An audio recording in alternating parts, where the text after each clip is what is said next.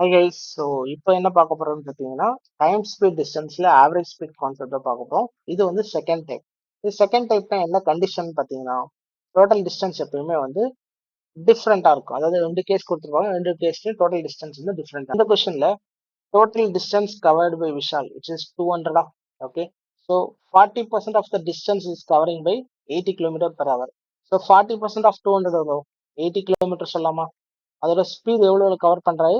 80 kilometre per hour. Remaining எவ்வளோ இருக்கும்?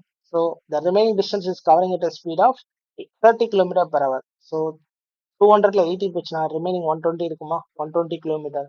So இது என்ன ஸ்பீட்ல போறாரு? 30 கிலோமீட்டர் per hour. இது கேஸ் ஒன், இது கேஸ் டூ. ஸோ ரெண்டுத்துலையுமே டைம் கண்டுபிடிச்சலாமா? Time time taken in case one is nothing but 1 hour சொல்லலாமா? Time taken in second case எவ்வளோ சொல்லலாம்? 4 hours சொல்லலாமா? ஓகே, ஸோ இப்போ பார்த்தீங்கன்னா ஃபர்ஸ்ட் கேஸ்ல டிஸ்டன்ஸ் வேற, செகண்ட் கேஸ்ல டிஸ்டன்ஸ் வேற.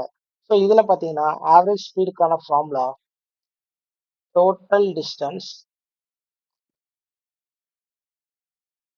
By total time. ஓகேங்களா? ஸோ டோட்டல் டிஸ்டன்ஸ் எவ்வளோ? 200 கிலோமீட்டர் சொல்லலாமா? Divide by 4 hours. இது சால்வ் பண்ணீங்கன்னா சரி 5 hours. இது சால்வ் பண்ணீங்கன்னா 40 கிலோமீட்டர் பர் ஹவர் தான் ஆவரேஜ் ஸ்பீடு. ஓகேங்களா? ஸோ சேம் மாடல்ல இன்னொரு கொஸ்டின் கொண்டு வந்திருக்கேன். ஸோ இந்த கொஸ்டின் சால்வ் பண்ணிட்டு ஆன்சர் கமெண்ட் பண்ணுங்க.